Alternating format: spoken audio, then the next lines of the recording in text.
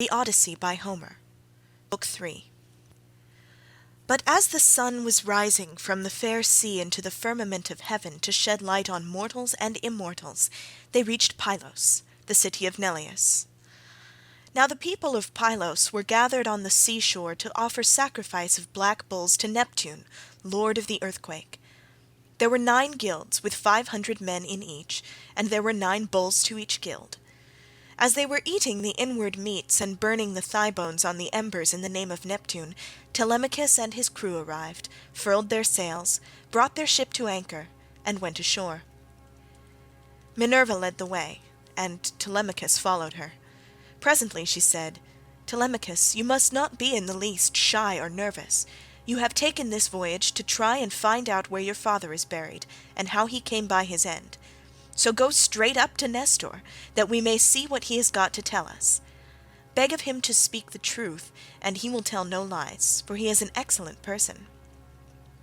"But how, Mentor," replied Telemachus, "dare I go up to Nestor? And how am I to address him? I have never yet been used to holding long conversations with people, and am ashamed to begin questioning one who is so much older than myself." "Some things, Telemachus," answered Minerva, "will be suggested to you by your own instinct, and heaven will prompt you further, for I am assured that the gods have been with you from the time of your birth until now." She then went quickly on, and Telemachus followed in her steps till they reached the place where the guilds of the Pylian people were assembled. There they found Nestor sitting with his sons, while his company round him were busy getting dinner ready, and putting pieces of meat onto the spits while other pieces were cooking. When they saw the strangers, they crowded round them, took them by the hand, and bade them take their places.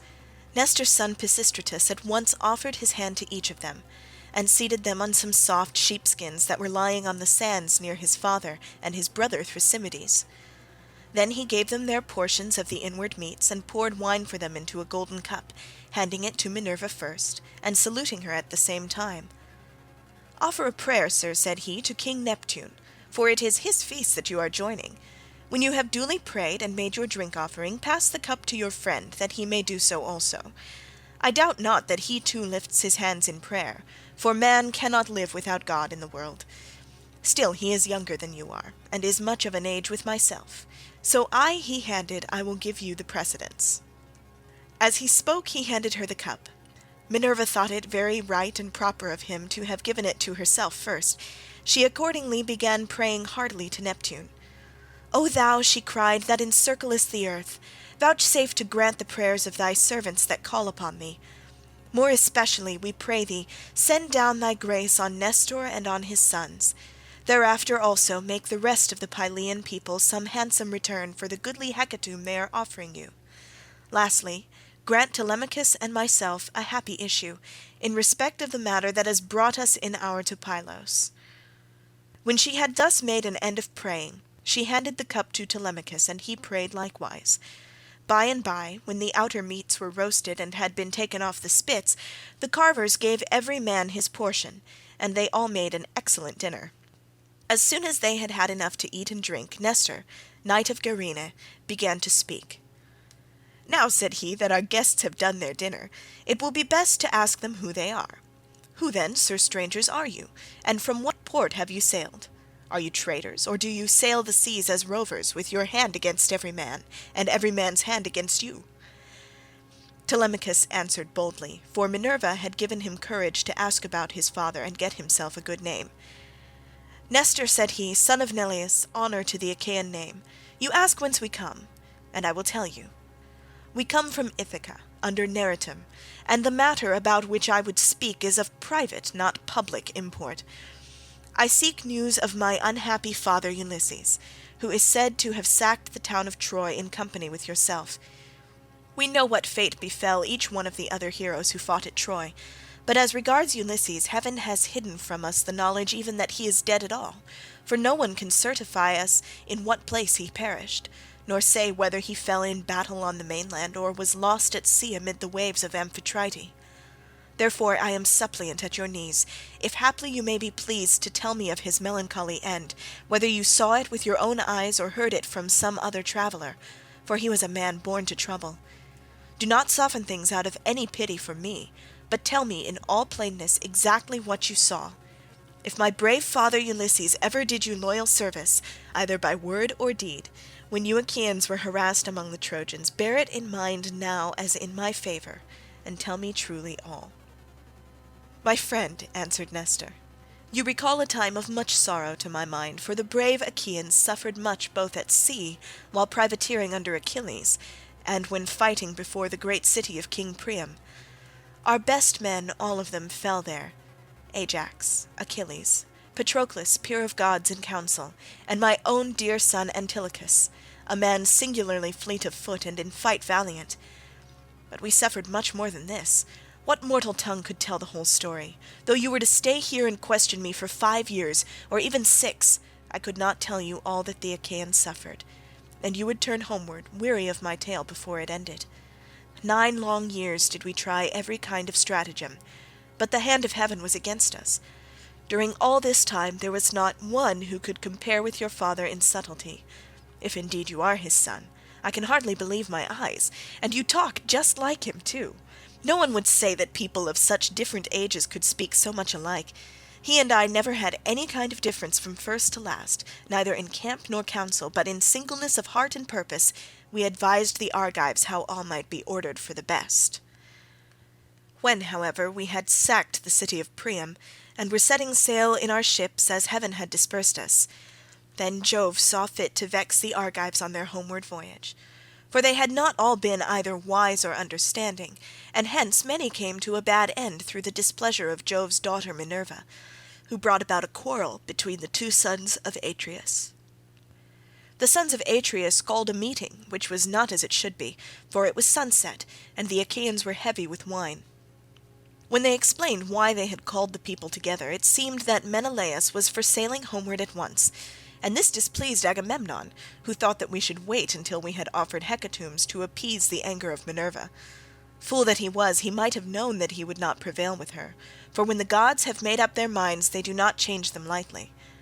So the 2 stood, bandying hard words, whereon the Achaeans sprang to their feet with a cry that rent the air, and were of 2 minds as to what they should do.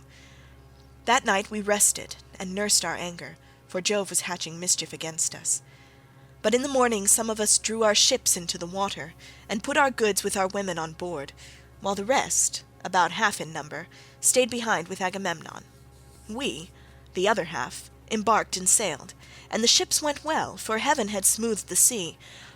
When we reached Tenedos we offered sacrifices to the gods, for we were longing to get home.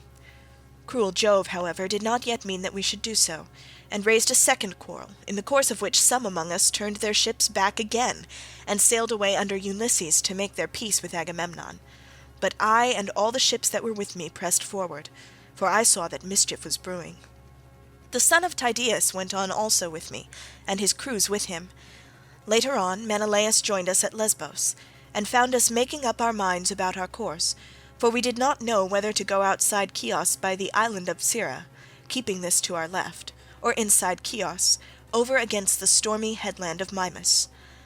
So we asked heaven for a sign, and were shown one to the effect that we should be soonest out of danger if we headed our ships across the open sea to Euboea.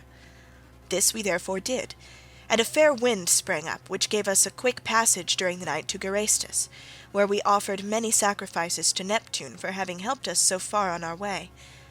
4 days later Diomed and his men stationed their ships in Argos, but I held on for Pylos, and the wind never fell light from the day when heaven first made it fair for me. Therefore, my dear young friend, I returned without hearing anything about the others. I know neither who got home safely nor who were lost, but as in duty bound I will give you without reserve the reports that have reached me since I have been here in my own house. They say the Myrmidons returned home safely under Achilles' son Neoptolemus. So also did the valiant son of Poias, Philoctetes. Idomeneus again lost no men at sea, and all his followers who escaped death in the field got home safe with him to Crete. No matter how far out of the world you live, you will have heard of Agamemnon and the bad end he came to at the hands of Aegisthus, and a fearful reckoning did Aegisthus presently pay. See what a good thing it is for a man to leave a son behind him to do as Orestes did, who killed false Aegisthus, the murderer of his noble father. You too, then, for you are a tall, smart-looking fellow. Show your mettle, and make yourself a name in story." "Nestor, son of Neleus," answered Telemachus, "honour to the Achaean name. The Achaeans applaud Orestes, and his name will live through all time, for he has avenged his father nobly. Would that heaven might grant me to do like vengeance on the insolence of the wicked suitors, who are ill-treating me and plotting my ruin. But the gods have no such happiness in store for me and my father, so we must bear it as best we may." "My friend," said Nestor, "now that you remind me, I remember to have heard that your mother has many suitors, who are ill-disposed toward you, and are making havoc of your estate. Did you submit to this tamely, or are public feeling and the voice of heaven against you? Who knows but what Ulysses may come back after all, and pay these scoundrels in full, either single-handed or with a force of Achaeans behind him? If Minerva were to take as great a liking to you as she did to Ulysses when we were fighting before Troy, for I never yet saw the gods so openly fond of any one as Minerva then was of your father, if she would take as good care of you as she did of him, these wooers would soon some of them forget their wooing." Telemachus answered, "I can expect nothing of the kind. It would be far too much to hope for. I dare not let myself think of it. Even though the gods themselves willed it, no such good fortune could befall me." On this Minerva said, "Telemachus, what are you talking about? Heaven has a long arm if it is minded to save a man, and if it were me I should not care how much I suffered before getting home, provided I could be safe when I was once there. I would rather this than get home quickly, and then be killed in my own house, as Agamemnon was by the treachery of Aegisthus and his wife. Still, death is certain, and when a man's hour is come, not even the gods can save him, no matter how fond they are of him." "Mentor," answered Telemachus, "do not let us talk about it any more. There is no chance of my father's ever coming back. The gods have long since counselled his destruction. There is something else, however, about which I should like to ask Nestor, for he knows much more than anyone else does. They say he has reigned for 3 generations, so that it is like talking to an immortal. Tell me therefore, Nestor, and tell me true, how did Agamemnon come to die in that way? What was Menelaus doing? And how came false Aegisthus to kill so far a better man than himself? Was Menelaus away from Achaean Argos, voyaging elsewhither among mankind, that Aegisthus took heart and killed Agamemnon?" "I will tell you truly," answered Nestor, "and indeed you have divined yourself how it all happened. If Menelaus, when he got back from Troy, had found Aegisthus still alive in his house, there would have been no barrow heaped up for him, not even when he was dead, but he would have been thrown outside the city to dogs and vultures, and not a woman would have mourned him, for he had done a deed of great wickedness. But we were over there fighting hard at Troy, and Aegisthus, who was taking his ease quietly in the heart of Argos, cajoled Agamemnon's wife Clytemnestra with incessant flattery. At first she would have nothing to do with his wicked scheme, for she was of a good natural disposition. Moreover, there was a bard with her, to whom Agamemnon had given strict orders on setting out for Troy that he was to keep guard over his wife. But when heaven had counselled her destruction, Aegisthus thus this bard off to a desert island, and left him there for crows and seagulls to batten upon, after which she went willingly enough to the house of Aegisthus. Then he offered many burnt sacrifices to the gods, and decorated many temples with tapestries and gilding, for he had succeeded far beyond his expectations. Meanwhile Menelaus and I were on our way home from Troy, on good terms with one another. When we got to Sunium, which is the point of Athens, Apollo with his painless shafts killed Phrontis, the steersman of Menelaus' ship, and never man knew better how to handle a vessel in rough weather, so that he died then and there with the helm in his hand, and Menelaus, though very anxious to press forward, had to wait in order to bury his comrade and give him his due funeral rites. Presently, when he too could put to sea again, and had sailed on as far as the Malayan heads, Jove counselled evil against him and made it blow hard till the waves ran mountains high. Here he divided his fleet, and took the one half towards Crete, where the Sidonians dwell round the waters of the river Iardanus. There is a high headland hereabouts, stretching out into the sea from a place called Gortyn, and all along this part of the coast, as far as Phaestus, the sea runs high when there is a south wind blowing. But after Phaestus the coast is more protected, for a small headland can make a great shelter. Here this part of the fleet was driven on to the rocks and wrecked, but the crews just managed to save themselves, As for the other 5 ships, they were taken by wind and seas to Egypt, where Menelaus gathered much gold and substance among people of an alien speech. Meanwhile Odysseus here at home plotted his evil deed. For 7 years after he had killed Agamemnon he ruled in Mycenae, and the people were obedient under him.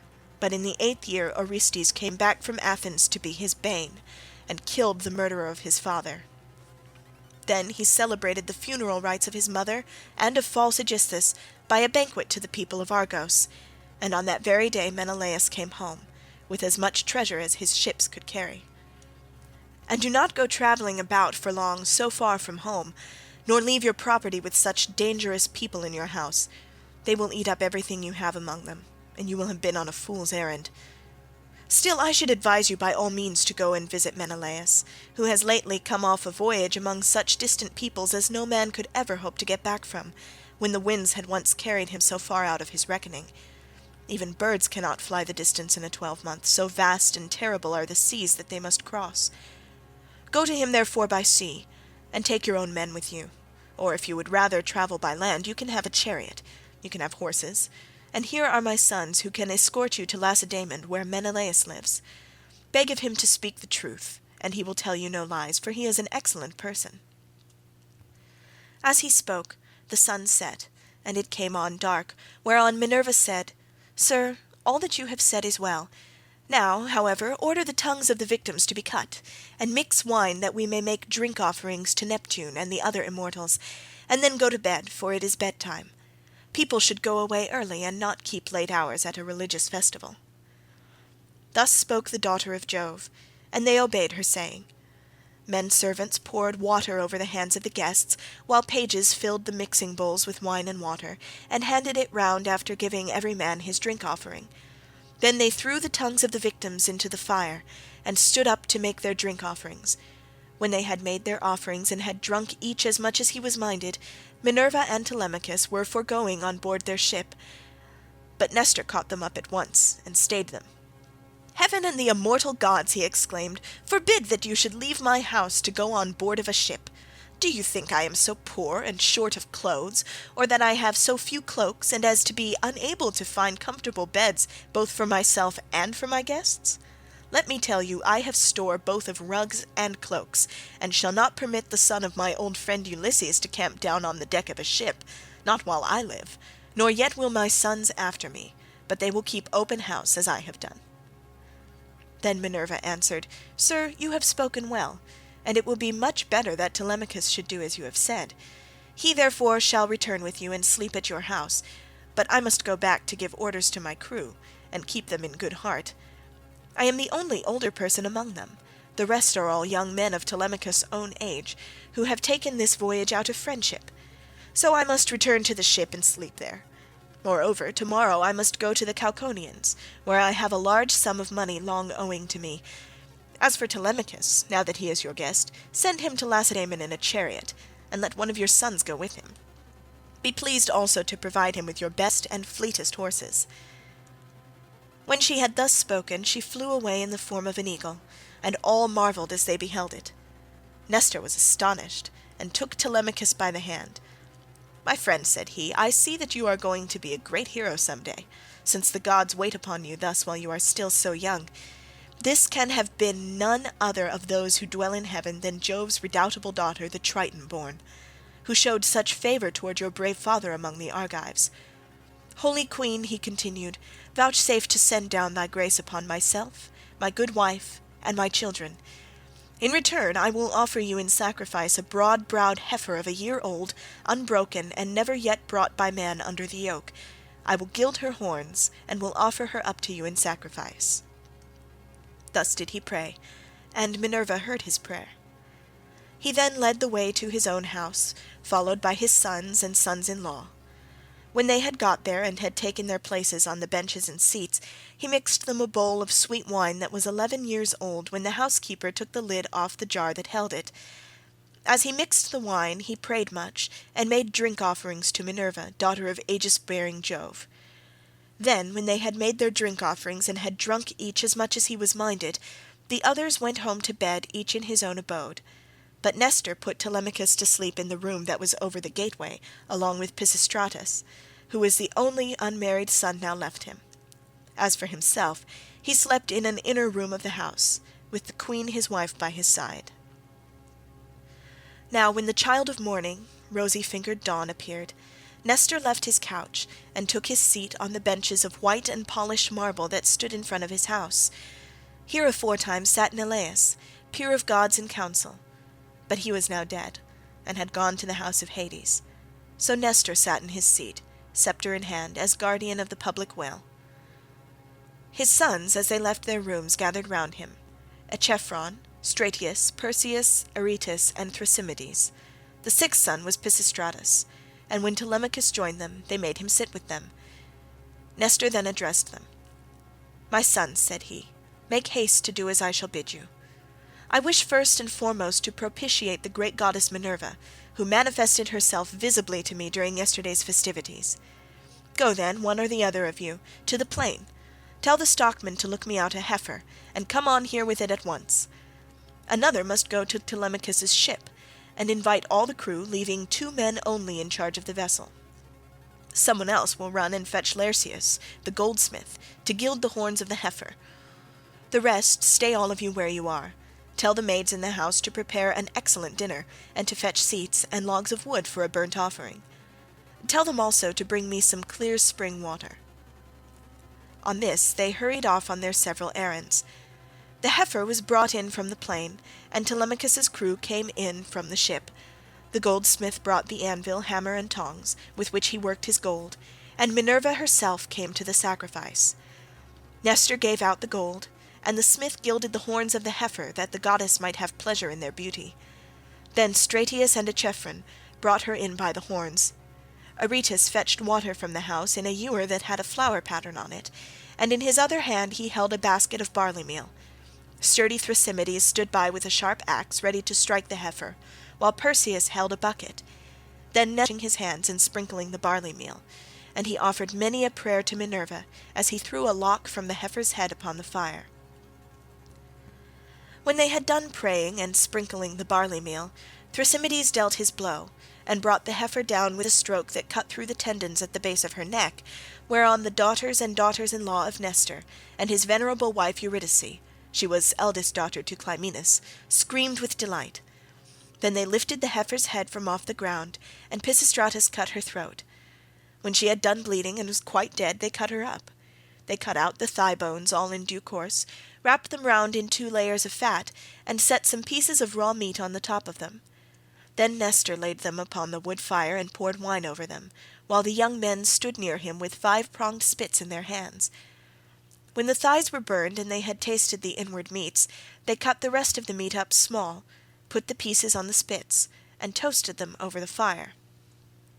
Meanwhile lovely Polycaste, Nestor's youngest daughter, washed Telemachus.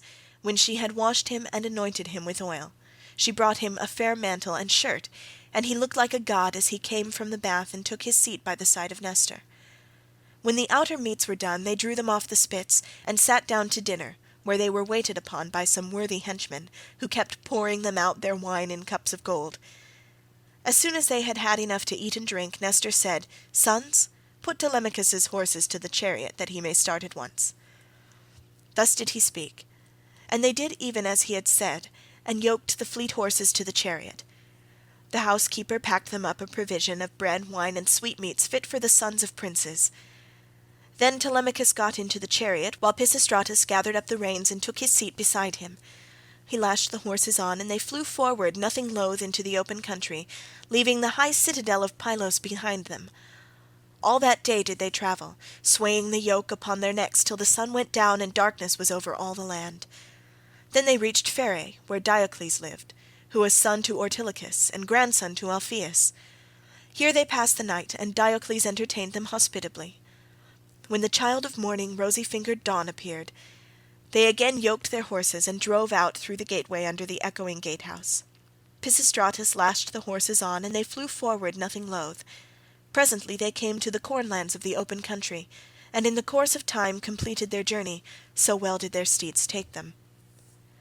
Now when the sun had set and darkness was over the land, Continued in Book 4. End of Book 3.